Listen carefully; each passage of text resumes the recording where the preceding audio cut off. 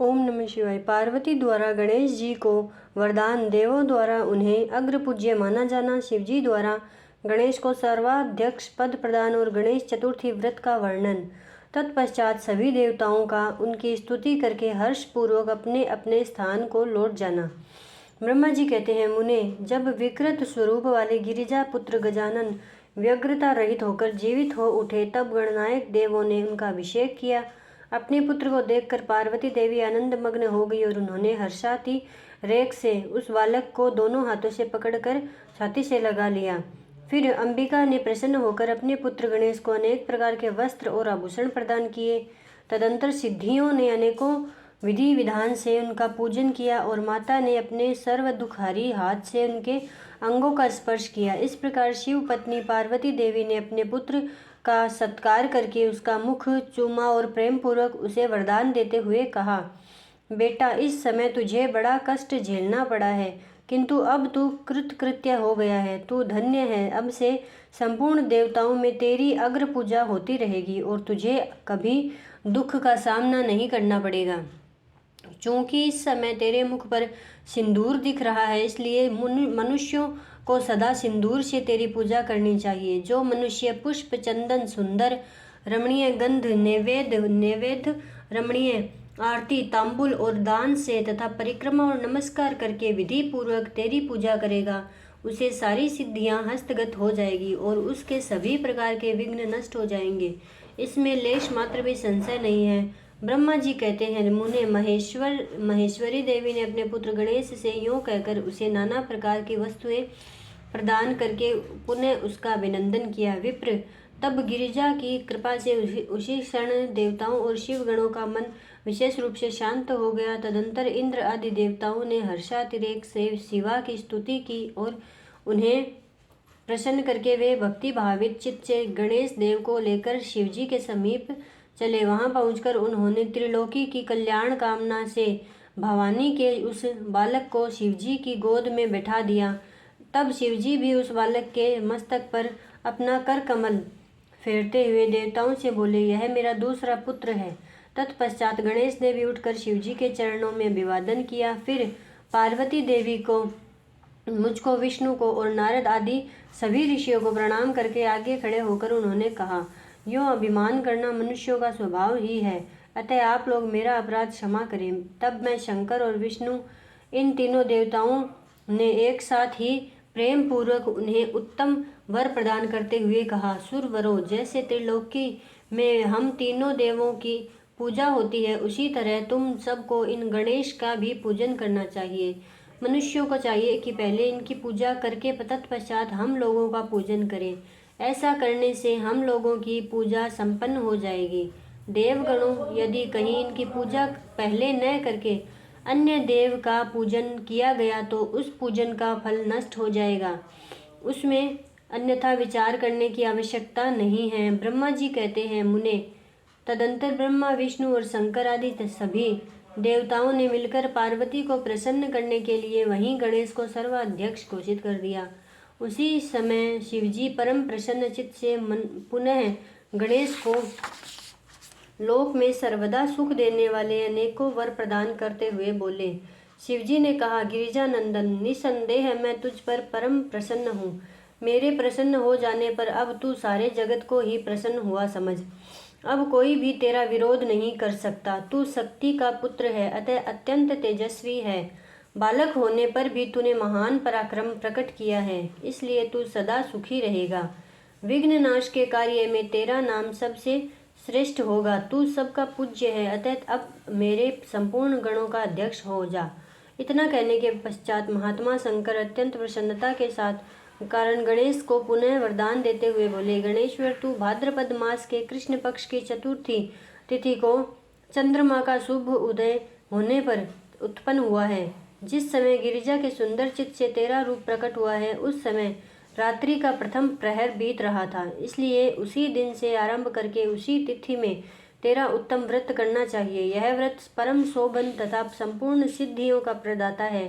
वर्ष के अंत में जब पुनः वही चतुर्थी आ जाए, तब तक तेरे कथनानुसार तेरे व्रत का पालन करना चाहिए, जिन्हें संसार में अनेकों प्रकार के अनुपम सुखों की कामना हो, उन्हें चतुर्थी के दिन भक्ति पूर्वक विधि सहित तेरा पूजन करना चाहिए। जब माघ शीर्ष मास के कृष्ण पक्ष की चतुर्थी आए तब उस दिन प्रातः काल स्नान करके व्रत के लिए ब्राह्मणों से निवेदन करे, पूर्वोक्त विधि से उपवास करे, फिर धातु की, मूंगे की, श्वेत मदार की अथवा मिट्टी की मूर्ति बनाकर उसकी प्राण प्रतिष्ठा करे और भक्ति भाव से नाना प्रकार के दिव्य गंधों, चंदनों और पुष्पों उसकी पूजा करे। पुण्य रात्रि का प्रथम पहर बीत जाने पर स्नान करके दूर्वा दलों से पूजन करना चाहिए।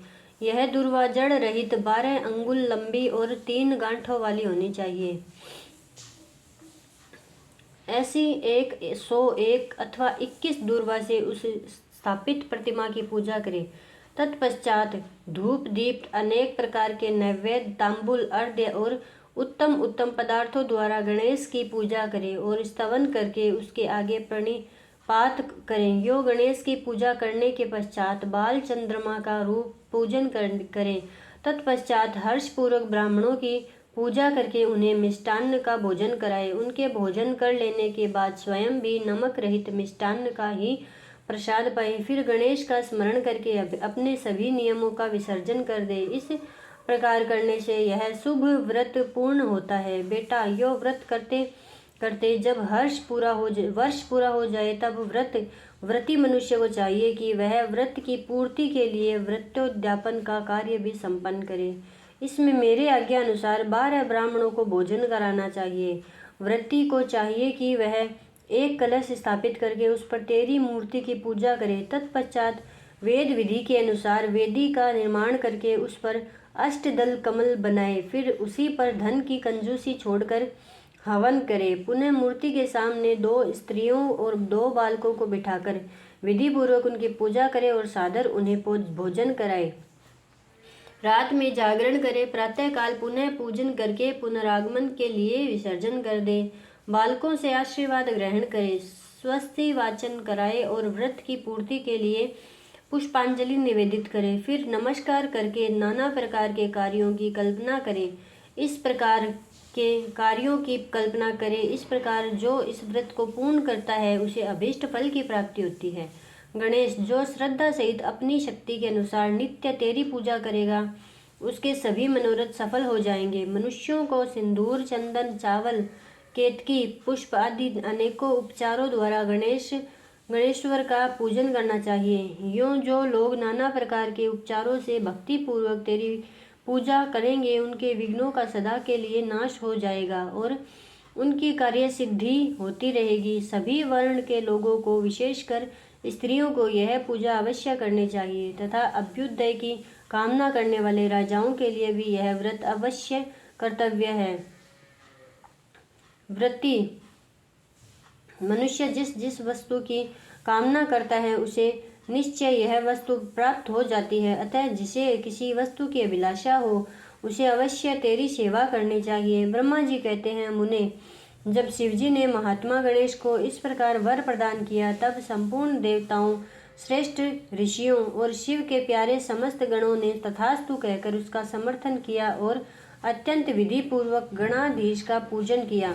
तत्पश्चात शिव गणों ने आदर पूर्वक नाना प्रकार की पूजन सामग्री से गणेश्वर की विशेष रूप से अर्चना की और उनके चरणों में प्रणाम किया। मुनीश्वर, उस समय गिरिजा देवी को जो आनंद प्राप्त हुआ उसका वर्णन मेरे चारों मुखों से भी नहीं हो सकता। तब फिर मैं उसे कैसे बताऊं। उस अवसर पर देवताओं की दुंदुबियां बजने लगी, अप्सराएं नृत्य करने लगी, गंधर्व श्रेष्ठ गान करने लगे और पुष्पों की वर्षा होने लगी। इस प्रकार गणेश के गणाधीश पद पर प्रतिष्ठित होने पर वहां महान उत्सव मनाया गया। सारे जगत में शांति स्थापित हो गई और सारा दुख जाता रहा। नारद, शिव और पार्वती को तो विशेष आनंद प्राप्त हुआ और सर्वत्र अनेक प्रकार के सुखदायक मंगल होने लगे। तदंतर संपूर्ण देवगण और ऋषिगण जो वहां पधारे हुए थे वे सभी शिव की आज्ञा से अपने अपने स्थान को चले गए। उस समय वे शिवजी की स्तुति करके गणेश और पार्वती की बारंबार प्रशंसा कर रहे थे और कैसा अद्भुत युद्ध हुआ। यूं परस्पर वार्तालाप करते हुए चले जा रहे थे। इधर जब गिरिजा देवी का क्रोध शांत हो गया, तब शिवजी भी, जो स्वात्माराम होते हुए भी सदा भक्तों का कार्य सिद्ध करने के लिए उद्यत रहते हैं, गिरिजा के सन्निकट हो गए और लोगों की हित कामना से पूर्ववत नाना प्रकार के सुखदायक कार्य करने लगे। तब मैं, ब्रह्मा और विष्णु दोनों भक्तिपूर्वक शिव शिवा की सेवा करके शिव की आज्ञा ले अपने अपने धाम को लौट आए, और मनुष्य जितेंद्रिय होकर इस परम मांगलिक आख्यान को श्रवण करता है, वह संपूर्ण मंगलों का भागी होकर मंगल भवन हो जाता है। इसके श्रवण से पुत्रहीन को पुत्र की, निर्धन को धन की, भार्यार्थी को भार्या की, पूजार्थी को प्रजार्थी को प्रजा की, रोगी को आरोग्य की और अभागे को सौभाग्य की प्राप्ति होती है। जिस स्त्री का पुत्र और धन नष्ट हो गया हो और पति परदेश चला गया हो, उसे उसका पति मिल जाता है। जो शोक सागर में डूब रहा हो, वह इसके श्रवण से निसंदेह शोक रहित हो जाता है।